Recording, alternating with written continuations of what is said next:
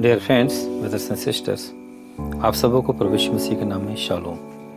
मैं आज के दिन आप लोगों को जो संदेश सुनाने वाला हूँ, इन बातों को आप ध्यान से सुनो, क्योंकि इसे सुनने के द्वारा आप आशीषित होंगे। यद्यपि आप इन वाक्यों को, जिन वाक्यों को मैं कहूँगा, हो सकता है आप शाब्दिक रूप से आप जानते हो, उसके बावजूद भी आपको मेरी कई बातों पर ध्यान देना होगा। इसे आत्मिक रीति से समझने का प्रयास करना होगा। यदि आप समझ जाएंगे तो आपको तुरंत आशीष मिलेगी। बाइबल में हम देखते हैं, खासकर नए नियम में, जिसके सुनने के कान हो वह सुन ले, और कुछ जगह ऐसा कि जिसके कान हो वह सुन ले। तो ऐसे तो देखा जाए, बाइबल में कान शब्द जो है पूरे बाइबल में 184 बार लिखा गया है, और पुराने नियम में 145 और नए नियम में 39। तो कान का बड़ा रोल है हमारे जीवन में। फिजिकली भी हम सुनते हैं, पर आत्मिक रीति से भी हमको बहुत अच्छी रीति से इन बातों को समझने की आवश्यकता है कि परमेश्वर का वचन हमसे क्या कहता है। यद्यपि आप लोगों ने इन वचनों को कई बार पढ़ा होगा, पर इसके अर्थ को आप लोगों ने बहुत कम समझा होगा। पर मैं आज के दिन आप लोग को यह स्पष्ट कर देना चाहता हूँ कि आप लोग यदि इन बातों को नहीं समझेंगे तो समझ लीजिए कि इसमें के आशीषों को आप नहीं पा पाएंगे। जब इन बातों को आप समझेंगे तो आप इसमें के आशीषों को पाएंगे। आपके सुनने और समझने, आपको न सुनने न समझने पर आधारित है कि आप आशीष पाएंगे या ना नहीं पाएंगे। इसीलिए मेरी बातों को ध्यान से सुनो और इन वचनों को बड़े ध्यान से पढ़ो। जहाँ पर लिखा है कि जिसके कान हो वह सुन ले, तो उन वचनों के विषय में आप देखेंगे कि आपको ज़्यादा मस्तिष्क पर जोर लगाना नहीं पड़ेगा। सिंपली आप पढ़ेंगे, उसको मान जाएंगे, बस काफ़ी है, आपको उसमें आशीष मिल जाएगी। सीधा सीधा आपको सुनना है और मानना है, उसको पालन करना है। और यदि डायरेक्टली यदि आपको सुनने से समझ नहीं आता, तो थोड़ी सी आप किसी कहावत के माध्यम से या हिस्ट्री की बातों के माध्यम से उसे आप समझ सकेंगे। पर जहाँ बाइबल में यह लिखा हुआ है, जिसके सुनने के कान हो वह सुन ले, तो यहाँ पर आपको थोड़ा सा मस्तिष्क पर जोर लगाना पड़ेगा। हो सकता है कि आपको प्रार्थना भी करना पड़े प्रभु से सहायता के लिए, कि प्रभु की आत्मिक सहायता आपको प्राप्त हो। तो आप देखेंगे कि आपको ये बातें भी समझ में आ जाएंगी।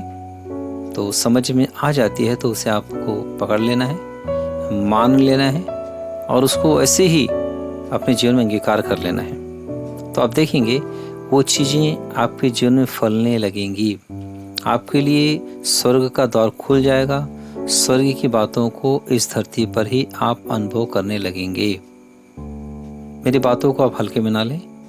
आपके जीवन में यदि आप बदलाव चाहते हैं, इस धरती में ही आप स्वर्ग का अनुभव चाहते हैं, जैसे इब्रानियों की पत्री 6वें अध्याय के 4 और 5वें वचन में लिखा हुआ है कि जिन्होंने एक बार ज्योति पाई और स्वर्गीय वरदान का स्वाद चख चुके हैं और पवित्र आत्मा के भागी हो गए हैं और परमेश्वर के उत्तम वचन का और आने वाले युग की सामर्थ्य का स्वाद चख चुके हैं। तो इन भागों के आप भागी होना चाहते हैं, तो आप मेरी बातों को जो मैंने कहा है उसका पालन कीजिए, और इन वचनों के जो अर्थ है उसे अपने जीवन में अंगीकार कीजिए और फलने हेतु उसे अपने अंदर बसाए रखिए।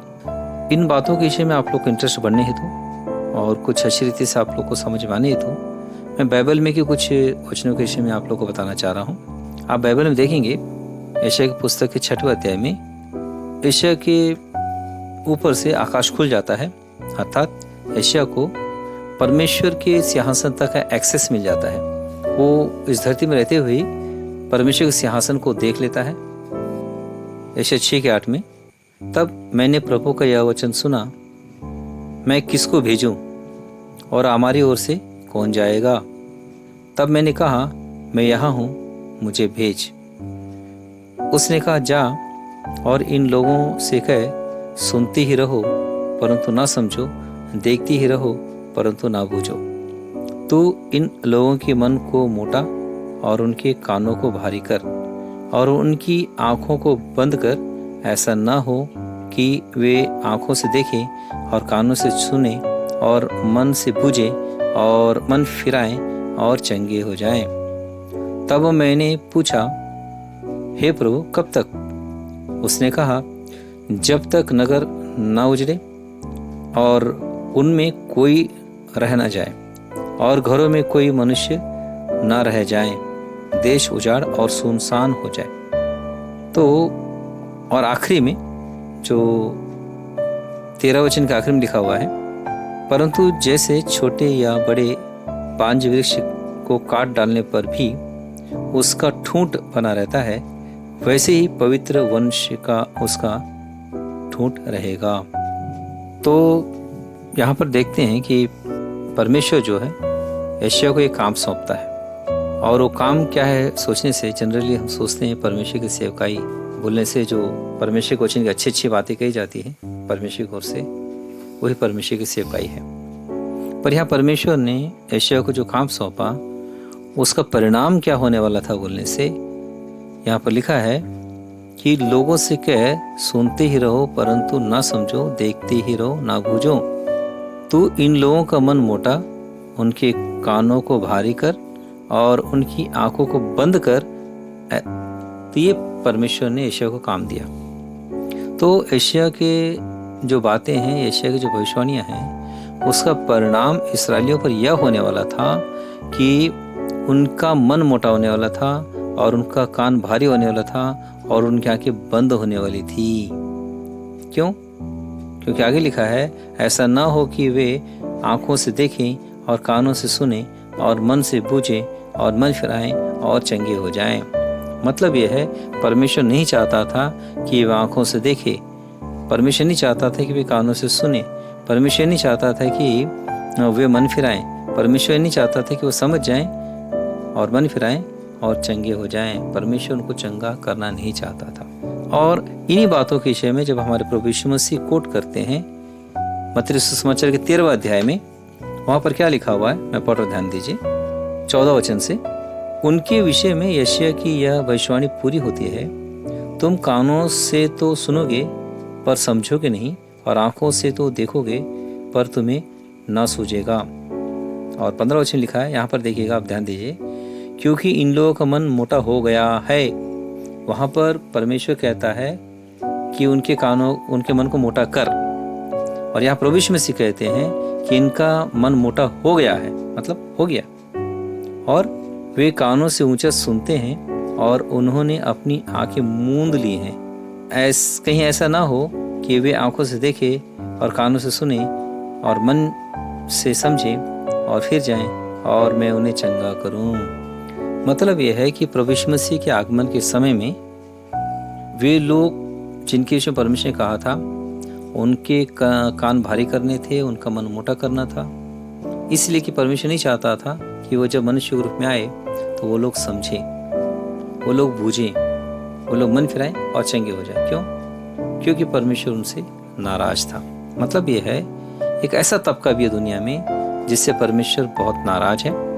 क्यों नाराज है? क्योंकि उन्होंने परमेश्वर के वचन को सुना तो सही, पर पालन नहीं किया, और इतना परमेश्वर को रिश्ते लाया कि परमेश्वर उनसे मुंह मोड़ लिया। अब परमेश्वर उनको आशीष देने, चंगा करने के लिए बिल्कुल तैयार नहीं है, उन्हें नष्ट करने, उन्हें समाप्त कर देने के लिए तैयार है। तो क्या प्रभु यीशु मसीह केवल इसी काम के लिए आए? जी नहीं। प्रभु यीशु मसीह जिस काम के लिए आए हैं उस विषय में लूका रचित सुसमाचार के 4 अध्याय में लिखा हुआ है। मैं पढ़ रहा हूं, ध्यान दीजिए। 17 वचन, 18 वचन, 19 वचन। यशायाह भविष्यवक्ता की पुस्तक उसे दी गई और उसने पुस्तक खोलकर वह जगह निकाली जहां यह लिखा था, प्रभु का आत्मा मुझ पर है, इसलिए कि उसने कंगालों को सुसमाचार सुनाने के लिए मेरा अभिषेक किया है और मुझे इसलिए भेजा है कि बंदियों को छुटकारे का और अंधों को दृष्टि पाने का सुसमाचार प्रचार करूं और कुचले हुओं को छुड़ाऊं और प्रभु के प्रसन्न रहने के वर्ष का प्रचार करूं। तो प्रभु यीशु मसीह का जो अभिषेक है इसलिए हुआ है। तो ऐसे समय में फिर किसको सुनाया गया? प्रभु यीशु मसीह कहते हैं कि मैं इस्राएल के खोए भेड़ों को मैं ढूंढने आया हूँ। तो प्रभु यीशु मसीह स्पष्ट करते हैं कि इस्राएल में की खोई भेड़ों को ढूंढना है। तो फिर ये कौन थे? जिनका मन मोटा हो गया, जिनके कान भारी हो गए। ये वे लोग नहीं थे जो खोए हुए थे, ये वे लोग थे जिन्होंने विरोध किया था, भारी विरोध किया था। ये वे लोग हैं। पर इस्राएल में ऐसे लोग भी हैं जो विरोध नहीं किए हैं, परमेश्वर दिल से चाहते हैं, परमेश्वर का वचन में भी खोजते हैं। जैसे यूहन्ना रचित सुसमाचार के 5वें अध्याय के 39 वचन लिखा हुआ है, तुम पवित्र शास्त्र में ढूंढते हो क्योंकि समझते हो कि उसमें अनंत जीवन तुम्हें मिलता है और यह वही है जो मेरी गवाही देता है। तो परमेश्वर का वचन जो है उसमें लोग अनंत जीवन खोजते हैं और वह जो है प्रभु यीशु मसीह की गवाही देता है। तो मतलब प्रभु यीशु मसीह को लोग खोज रहे हैं दिल से। तो वे लोग खोज तो रहे हैं पर गलत जगह खोज रहे हैं और प्रभु यीशु मसीह नहीं पा रहे हैं, वो खो गए हैं, वो भटक गए हैं। तो प्रभु यीशु मसीह क्या कर रहे हैं? सुसमाचार के द्वारा उन सबों को इकट्ठा कर रहे हैं। अपने चेलों को भी भेजे नगर नगर गांव गांव प्रचार करने हेतु और उन कार्यों को करने हेतु जो प्रभु यीशु मसीह करने के लिए उन्हें अधिकार और आज्ञा दी सामर्थ्य के साथ। तो इस रीति से प्रभु यीशु मसीह इस्राएल के खोए हुए को भेड़ों को ढूंढ रहे हैं और उन्हें खोज के इकट्ठा कर रहे हैं। ये वो लोग हैं जो परमेश्वर को दिल से चाहते हैं पर भटक गए, खोए हुए हैं। और इसी वचन के आगे में क्या लिखा हुआ है? 40 वचन में, फिर भी तुम जीवन पाने के लिए मेरे पास आना नहीं चाहते। तो एक तबका ये भी है जो खोज तो रहे हैं पर जीवन पाने के लिए प्रभु यीशु मसीह के पास आना नहीं चाहते। मतलब इन लोगों को प्रभु यीशु मसीह की जरूरत नहीं है, प्रभु यीशु मसीह की सहायता की जरूरत नहीं है। वो केवल खोज के पालेंगे, चाहे वो वचन में खोजेंगे चाहे कहीं भी खोजेंगे, पर खोज रहे हैं उनको अपने बलबूते पर ही अनंत जीवन पाना है। तो ये तबका जो है उस विषय में प्रभु यीशु मसीह कहते हैं अनंत जीवन तो मेरे पास है। तुम अनंत जीवन को खोज रहे हो, पवित्र शास्त्र खोज रहे हो, अच्छी बात है, पर जीवन पाने के लिए, अनंत जीवन पाने के लिए तुम मेरे पास नहीं आ रहे हो, नहीं आना चाह रहे हो। जो आना नहीं चाह रहे हैं, अब इनके विषय में सुन लीजिएगा, ध्यान से सुनिएगा। मत्ती सुसमाचार के 10वें अध्याय में लिखा हुआ है 34 वचन से, यह ना समझो कि मैं पृथ्वी पर मिलाप कराने आया हूँ। मैं मिलाप कराने नहीं पर तलवार चलाने आया हूँ। मैं आया हूँ कि मनुष्य को उसके पिता से और बेटी को उसकी माँ से, बहू को उसकी सास से अलग कर दूं। मनुष्य के बैरी उसके घर ही के लोग होंगे। और इन्हीं बातों को लूका रचित सुसमाचार के 12वें अध्याय में जो लिखा हुआ है वहां पर और थोड़ा सा डिटेल है। मैं पढ़ रहा, ध्यान दीजिए। 52 वचन से, मैं 39 से पढ़ रहा, ध्यान दीजिए। मैं पृथ्वी पर आग लगाने आया हूँ और क्या चाहता हूँ केवल यह कि अभी सुलग जाती। मुझे तो एक बपतिस्मा लेना है और जब तक वह ना खोले तब तक मैं कैसी व्यथा में रहूंगा। क्या तुम समझते हो कि मैं पृथ्वी पर मिलाप कराने आया हूँ? मैं तुमसे कहता हूँ नहीं, वरन अलग कराने आया हूँ। तो इन बातों को ध्यान दीजिए। प्रभु यीशु मसीह ये भी कहते हैं, ये वो प्रभु यीशु मसीह जिसके विषय में खुद कहे हैं कि यशायाह की कही हुई बातें यहाँ पूरी होती हैं। और अपने विषय में कहते हैं कि मैं कंगालों को सुसमाचार सुनाने आया हूँ, अंधों को आंखें पाने का और बहरों को सुनने का। और प्रभु यीशु मसीह ने बहुत से अद्भुत कर आश्चर्य कर्म किया, कईयों को चंगा भी किया। उसके बावजूद भी प्रभु यीशु मसीह के आगमन का एक परिणाम ये भी है जिस विषय में पढ़ा। प्रभु यीशु मसीह बोलते हैं कि उनके मध्य में आग लगेगी, उनके मध्य में भड़क जाएगी, उनके मध्य में तलवार चलेगी। ये कौन है? ये वही लोग हैं जो पवित्र शास्त्र में ढूंढते हैं कि अनंत जीवन मिलेगा, पर उस अनंत जीवन को पाने के लिए प्रभु यीशु मसीह के पास नहीं आते।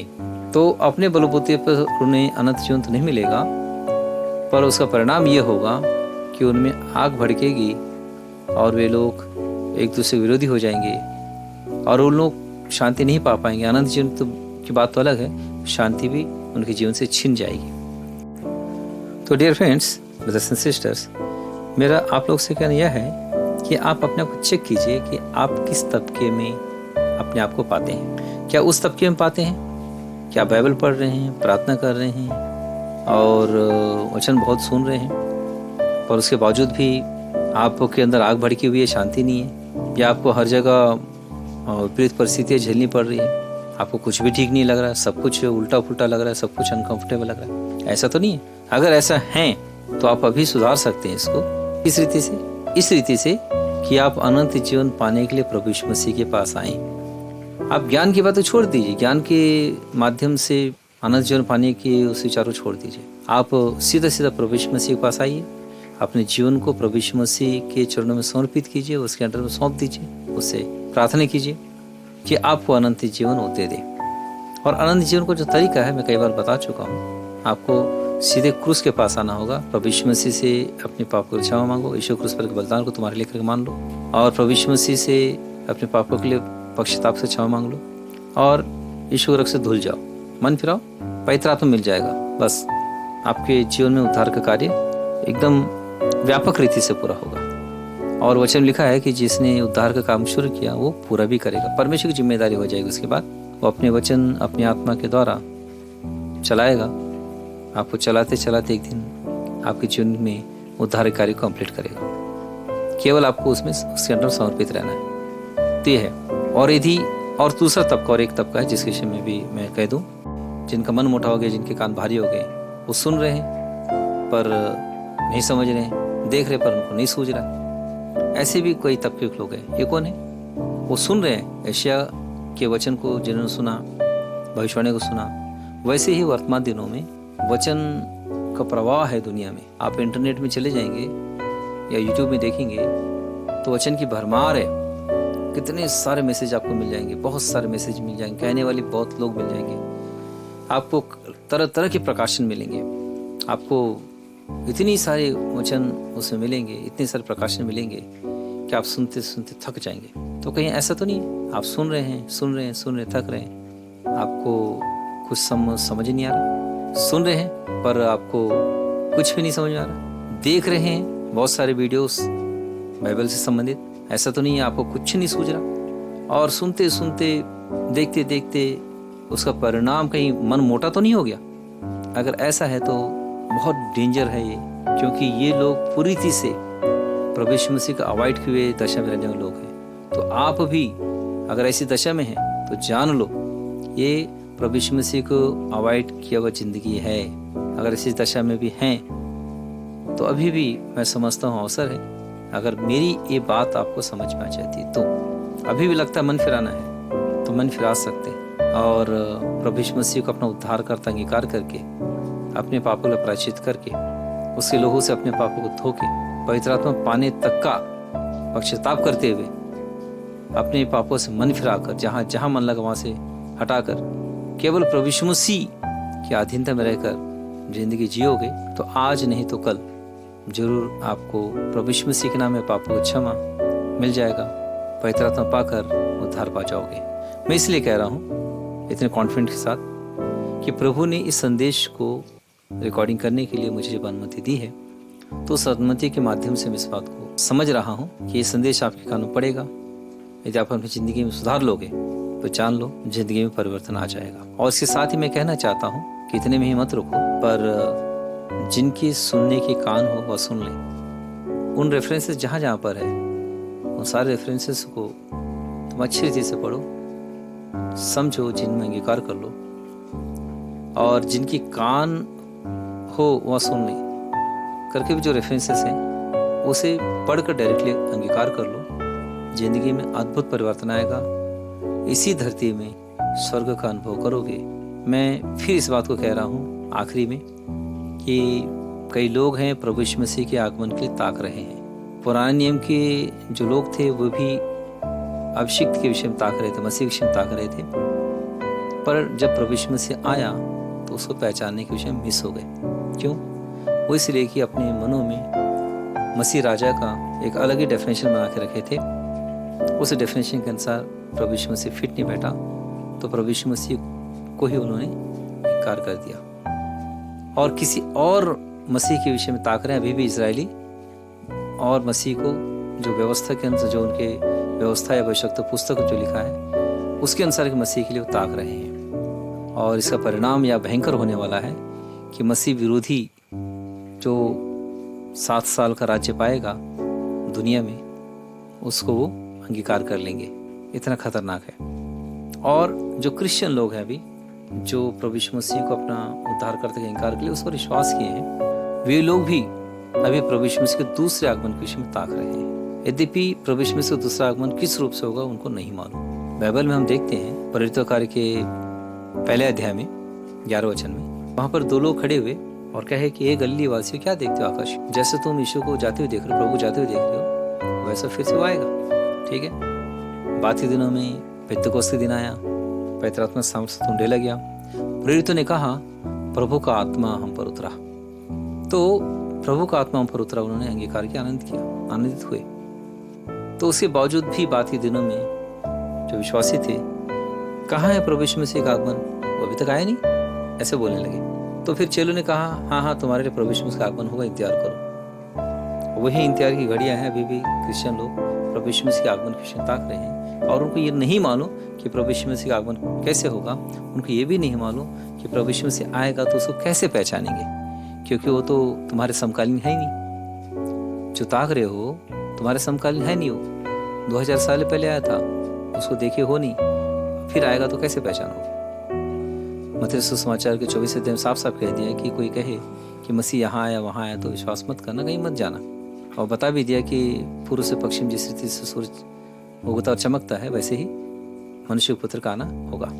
तो इन बातों को यदि ठीक से तुम नहीं समझोगे तो भटक जाओगे। हो सकता अभी भी भटके हुई स्थिति में हो। प्रभु यीशु मसीह का जो दूसरा आगमन है वो एक शासक के रूप में होगा, मसीह राजा के रूप में होगा, और वो प्रकट रूप से नहीं, अदृश्य रूप से ही होगा।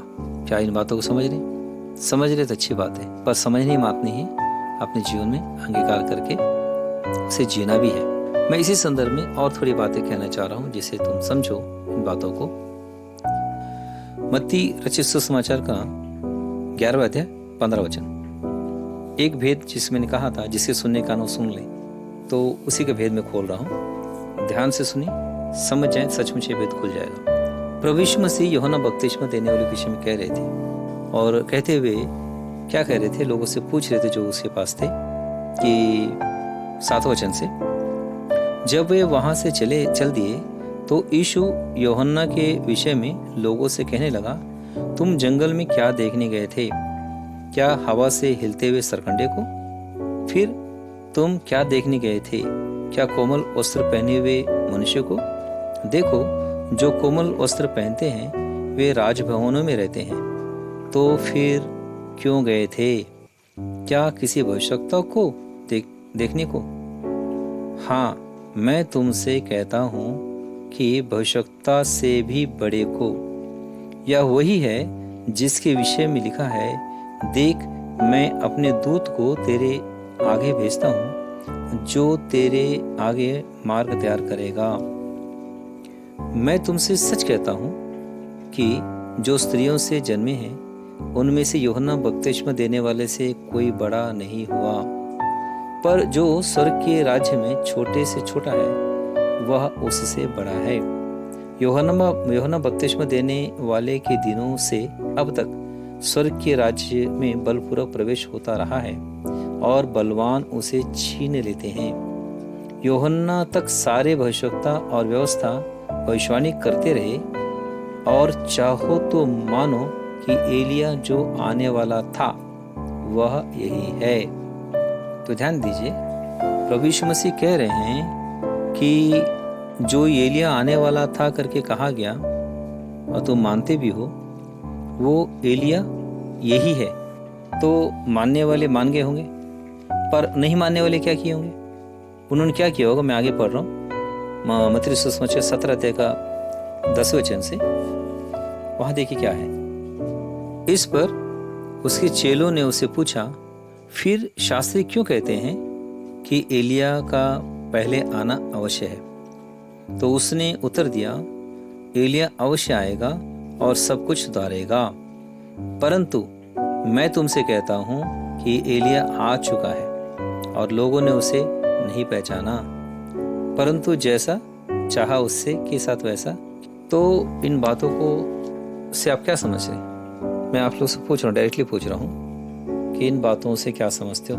प्रभु यीशु से दो बातें एक साथ कह रहे हैं, एलिया आ चुका। जब चेले पूछते हैं कि शास्त्री क्यों कहते हैं कि एलिया को पहले आना होगा, तो प्रभु यीशु मसीह बोलते हैं, हाँ, एलिया जब आएगा तब वो सब कुछ सुधारेगा। तो इससे समझने वाली बात यह है कि प्रभु यीशु मसीह ने जो कहा मत्ती सुसमाचार के 11वें अध्याय में, चाहो तो मानो कि एलिया जो आने वाला था वह यही है। तो मानो तो ये एलिया है, तुम यदि ना मानो तो ये तुम्हारे लिए एलिया नहीं है। तुम चाहो तो एलिया के आने का इंतजार और कर सकते हो, कर लो, करना चाहिए तो कर लो। जब एलिया आएगा तुम्हारे जीवन में तब वो सब कुछ सुधार देगा। सेम वैसे ही है मसीह के विषय में भी। यदि मसीह को तुम पा चुके हो तो मान लो तुमको जीवन मिल गया, अनंत जीवन मिल गया। और यदि ये सोचते हो प्रभु यीशु मसीह फिर आएगा तो इंतजार करो, करते रहो। प्रभु यीशु मसीह जब आएगा, मैं भी कहता हूँ, चेले भी कहते थे प्रभु यीशु मसीह जब आएगा ऐसा होगा वैसा होगा। मैं भी तुम लोग से ये कहता हूँ कि प्रभु यीशु मसीह जब आएगा तो तुम लोग के लिए वो सब मिलेगा जो प्रभु यीशु मसीह के नाम से मिलता है। और फाइनली मैं एक वचन को आप लोगों के सामने रख देता हूँ आखिरी में। यूहन्ना रचित सुसमाचार 14 अध्याय के 23 वचन में एक बात लिखी हुई है। यीशु ने उसको उत्तर दिया, यदि कोई मुझसे प्रेम रखेगा तो वह मेरे वचन को मानेगा और मेरा पिता उससे प्रेम रखेगा और हम उसके पास आएंगे और उसके साथ वास करेंगे। हम आएंगे, उसके साथ वास करेंगे। तो प्रभु यीशु मसीह क्या कह रहे हैं? हम आएंगे, उसके साथ वास करेंगे। और कई लोग क्या सोच रहे हैं? प्रभु यीशु मसीह आएंगे तो हमको बादलों में उठा के ले जाएंगे। तो आप किसके लिए तैयार हैं? आप अपने को चेक कीजिए। यदि तुम ये सोचते हो कि प्रभु यीशु मसीह आएंगे और बादलों पे आएंगे और तुमको उठा कर ले जाएंगे, तो उसके लिए ताको। अगर ये बात समझ में आ जाती है कि प्रभु यीशु मसीह प्रेम आएंगे, हम मतलब प्रभु यीशु मसीह पिता पुत्र पवित्र आत्मा तेरे तो आएंगे और तुम्हारे साथ वास करेंगे, तो तुम इसके लिए ताको। इसके लिए क्या करना है? आज्ञा का पालन करना है। उसके लिए क्या करना है? प्रभु यीशु से आगमन कर ताकना है। तो अपने आप को किस भाग में रखते हो खुद चेक कर लो, तो वही भाग तुम्हारे लिए होगा। तूने मुझे दिया इस आज्ञा को पूरी करो, इस धरती पर तेरी इच्छा